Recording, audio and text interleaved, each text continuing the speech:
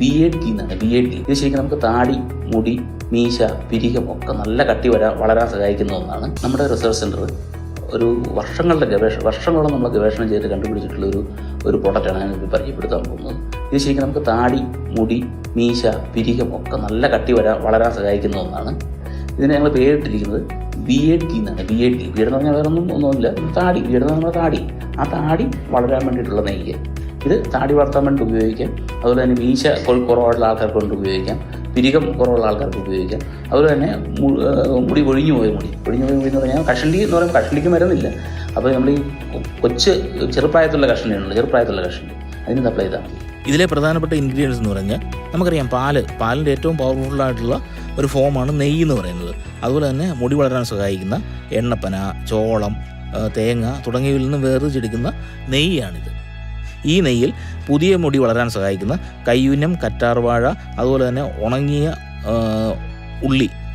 Dry onion എന്നിവയും, അതുപോലെ തന്നെ കൊഴിഞ്ഞുപോയ മുടി വളരാൻ സഹായിക്കുന്ന കയ്യൂന്യം, കരിഞ്ജീരകം, കറ്റാർവാഴ, നെല്ലിക്ക, കറിവേപ്പില, ബ്രഹ്മി ഇത്രയും സാധനങ്ങളാണ് ഇത് ചേർത്തിട്ടുള്ളത്. നമ്മുടെ ഇവിടെ കൊടുക്കുന്ന എല്ലാ മരുന്നുകളും ഇന്ത്യ ഗവൺമെൻറ് നിർദ്ദേശിക്കുന്നതനുസരിച്ച് ആയുഷ് മന്ത്രാലയത്തിൻ്റെ രജിസ്ട്രേഷൻ ഉള്ളതാണ്. അതുപോലെ തന്നെ GMB സർട്ടിഫൈഡ് ആണ്, ISO അംഗീകാരമുള്ളതാണ്. ഗവൺമെൻറ്റുമായി ബന്ധപ്പെട്ട എല്ലാ കാര്യങ്ങളും ചെയ്തിട്ടാണ് നമ്മൾ ഈ മരുന്ന് തരുന്നത്.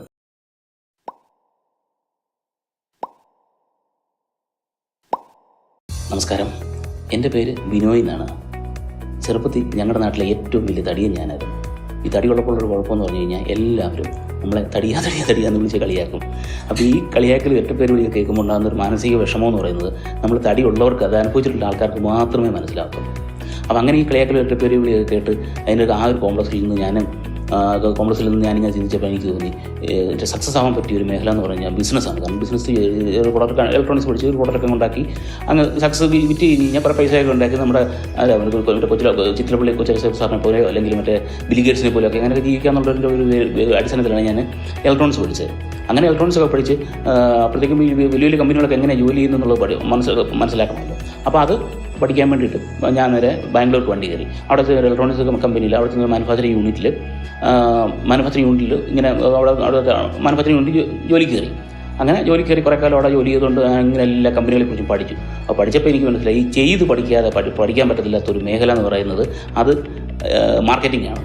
അങ്ങനെ മാർക്കറ്റിംഗ് പഠിക്കാൻ വേണ്ടി ആ കമ്പനിയിൽ തന്നെ മാർക്കറ്റിംഗ് പഠിപ്പിക്കാമെന്ന് വെച്ചപ്പോഴത്തേക്ക് അവർ പറഞ്ഞില്ല, പറ്റത്തില്ല. കാരണം ഭാഷയൊന്നും അറിഞ്ഞുകൂടാത്തതുകൊണ്ട് 2 വീലർ ഓടിയും ഓടിക്കാൻ അറിയത്തില്ല. അപ്പോൾ അതുകൊണ്ട് പറ്റത്തില്ലെന്ന് പറഞ്ഞു. അങ്ങനെ ഞാൻ പിന്നെ അവിടെ നിന്ന് തിരിച്ച് നാട്ടിൽ വന്നു. അതിനുശേഷം ഞാനിങ്ങനെ പേപ്പറിലൊക്കെ നോക്കി പരസ്യമൊക്കെ കണ്ടിട്ട് ഇതുപോലെ തന്നെ നമ്മൾ ഒരു ഇലക്ട്രോണിക്സ് CFL ഉണ്ടാക്കുന്ന ഒരു കമ്പനിയുണ്ട്. ആ കമ്പനി പോയി അവിടെ മാർക്കറ്റിംഗിൽ വർക്ക് ചെയ്തു. മാർക്കറ്റിംഗ് വർക്ക് ചെയ്ത് കുറേ അവിടുത്തെ വന്ന് ഇപ്പോൾ എൻ്റെ ജോലി എന്ന് പറഞ്ഞു കഴിഞ്ഞാൽ ഈ ചൈനയിൽ നിന്നൊക്കെ വലിയ വലിയ കമ്പനിക്കാരൊക്കെ CFL ഇമ്പോർട്ട് ചെയ്തിട്ട് അവർ വിൽക്കാൻ തുടങ്ങി. അപ്പോൾ അങ്ങനെ വിൽക്കാൻ തുടങ്ങിയപ്പോഴത്തേക്കുമാണ് ഒരു രക്ഷയില്ല. കാരണം വെച്ച് കഴിഞ്ഞാൽ അവസാനം വന്നപ്പോഴത്തേക്ക് ശമ്പളം കടയിൽ പോയി പിരിച്ചെടുക്കേണ്ട അവസ്ഥയായി. അപ്പോൾ അങ്ങനെ വന്നപ്പോഴത്തേക്ക് ഞാൻ പിന്നെ അത് നിർത്തി. അപ്പോൾ പിന്നെ അങ്ങനെ അതൊരു നല്ല എക്സ്പീരിയൻസ് ഉണ്ടായിരുന്നു. ആ എക്സ്പീരിയൻസ് ഒക്കെ വെച്ചിട്ട് ഞാൻ ഇന്ത്യ മുഴുവൻ പ്രചാരത്തിലുള്ള ഒരു പത്രസ്ഥാപനത്തിൻ്റെ മാർക്കറ്റിംഗ് എക്സിക്യൂട്ടീവായിട്ട് എനിക്ക് ജോലി കിട്ടി. അപ്പോൾ ഈ ജോലിയൊക്കെ ചെയ്ത് അങ്ങനെയൊക്കെ പോയിക്കൊണ്ടിരിക്കുന്ന സമയത്താണ് വീട്ടിൽ നിന്ന് കാരണന്മാർ വിളിച്ചിട്ട് കല്യാണം കഴിക്കണമെന്ന് പറഞ്ഞ് നിർബന്ധിക്കുമായിരുന്നു. അപ്പം ഞാൻ പിന്നെ നാട്ടിൽ വന്ന സമയത്ത് ഒരു മാരേജ് ബ്യൂറോയിലും അങ്ങനെ 1-2 ദിവസം ഒരു ആപ്പിലൊക്കെ പോയി രജിസ്റ്റർ ചെയ്തു. അങ്ങനെ 5-6 മാസമൊക്കെ കഴിഞ്ഞ് കഴിയുമ്പോഴത്തേക്കും നാട്ടിൽ നിന്ന് തന്നെ എനിക്കൊരു കല്യാണം കഴിക്കാൻ പറ്റി. എൻ്റെ വൈഫ് ഡിഗ്രി കഴിഞ്ഞിട്ട് ഒരു ഹെർബൽ കോസ്മെറ്റിക്സ് ഉണ്ടാകുന്ന ഒരു കമ്പനിയുണ്ട്. ആ കമ്പനിയിൽ റിസർച്ച് അസിസ്റ്റൻ്റായിട്ട് വർക്ക് ചെയ്യുമായിരുന്നു. ഒരു 1-1.5 വർഷം കഴിഞ്ഞപ്പോഴത്തേക്കും ഞങ്ങൾക്കൊരു കുട്ടിയുണ്ടായി. ആ കുട്ടി 2 മാസം മാത്രമേ ജീവിച്ചിരുന്നുള്ളൂ. അന്ന് എനിക്ക് മനസ്സിലായ ഒരു കാര്യമാണ്, നമ്മളുണ്ടാക്കുന്ന പൈസ കൊണ്ട് ഒരു കുഞ്ഞിൻ്റെ ജീവൻ പോലും രക്ഷിക്കാൻ കഴിയുന്നില്ലെങ്കിൽ പിന്നെ നമ്മൾ എന്തുമാത്രം പൈസ ഉണ്ടാക്കി, അല്ലെങ്കിൽ എന്താ വണ്ടി മേടിച്ചു, അല്ലെങ്കിൽ എന്തൊക്കെ ചെയ്തു പറഞ്ഞാൽ ഇതിലൊന്നും ഒരു കഥയില്ല. ശരിക്കും നമ്മുടെ ജീവിതം കൊണ്ട് അടുത്ത ഒരു മനുഷ്യന് എന്തെങ്കിലും ഒരു പ്രയോജനം നമുക്ക് ചെയ്തു കൊടുക്കാൻ പറ്റുമ്പോഴാണ് ശരിക്കും നമ്മുടെ ജീവിതത്തിന് അർത്ഥം ഉണ്ടാകുന്നത്. ശരിക്കും എനിക്ക് തടി കൂടാനുള്ള കാരണം എന്ന് പറഞ്ഞു കഴിഞ്ഞാൽ ചെറുപ്പത്തിൽ എനിക്കൊരു ഓപ്പറേഷൻ വേണ്ടി വന്നുകൊണ്ടാണ്. ലക്ഷത്തിൽ ഒരാൾക്ക് മാത്രം വരുന്നൊരു വളരെ അസുഖം കൊണ്ടാണ് ഞാൻ ജനിച്ചു വന്നത്. അതിൻ്റെ പാടാണ് ഇത് ഓപ്പറേഷൻ ചെയ്തിട്ട് അന്ന് അവിടെ ഡോക്ടർമാരാണ് ഇത് സർജറിയിലൂടെ അത് റിമൂവ് ചെയ്തിട്ട് അങ്ങനെയാണ് ശരിക്കും ഞാൻ വീണ്ടും ശരിക്കും ജീവിതത്തിലേക്ക് തിരിച്ചു വന്നത്. എൻ്റെ കൊച്ചിൻ്റെ മരണം കാരണം യൂറിനറി ഇൻഫെക്ഷൻ ആയിരുന്നു. അതുപോലും കണ്ടുപിടിച്ച് അന്നോടുള്ള ഡോക്ടർമാർക്ക് ശരിയാക്കാൻ പറ്റാവുന്നപ്പോഴത്തേക്കും ഒരു ട്രസ്റ്റായിട്ടോ അല്ലെങ്കിൽ ചാരിറ്റബിൾ സൊസൈറ്റി ആയിട്ടോ എങ്ങനെയൊന്നും ഫോം ചെയ്ത് എന്തെങ്കിലും ഫോം ചെയ്തിട്ട് നല്ല ഹോസ്പിറ്റലിലൂടെ കൊണ്ടുപോകുന്നതാണ് എനിക്ക് ആദ്യം തോന്നിയത്. പിന്നെ ഞാൻ കുറേ കാലം കഴിഞ്ഞപ്പോഴത്തേക്കും അതെല്ലാം വിട്ടു. അതിനകത്ത് അതിനെപ്പറ്റി ട്രൈ ചെയ്ത് വന്നപ്പോഴത്തേക്കും ഈ അന്നേരത്തേക്ക് അവിടെ നിന്ന് 10-30 കിലോമീറ്ററിനുണ്ട് ഇഷ്ടംപോലെ ആശുപത്രികളുണ്ട്.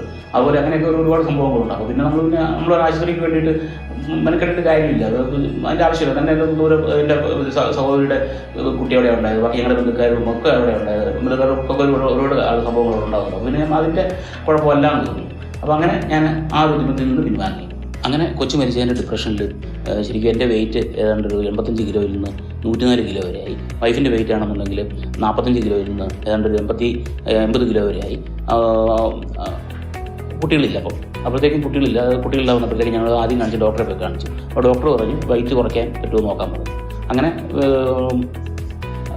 ഞങ്ങൾ അന്ന് നിലവിലുണ്ടായിരുന്ന എല്ലാ വൈദ്യശാസ്ത്ര ശാഖകൾ, ആയുർവേദം, ഹോമിയോപ്പതി, ഇതിനുള്ള എല്ലാ വൈദ്യശാസ്ത്ര ശാഖകളെക്കുറിച്ചും പഠിച്ച് അങ്ങനെ ഗവേഷണം നടത്തി. അങ്ങനെ എൻ്റെ വെയിറ്റ് 104 കിലോയിൽ നിന്നും 90 കിലോ ആക്കി കുറയ്ക്കാൻ പറ്റി. വൈഫിൻ്റെ വെയിറ്റ് 75 കിലോയിൽ നിന്നും 55 കിലോ ആക്കി കുറയ്ക്കാൻ പറ്റി.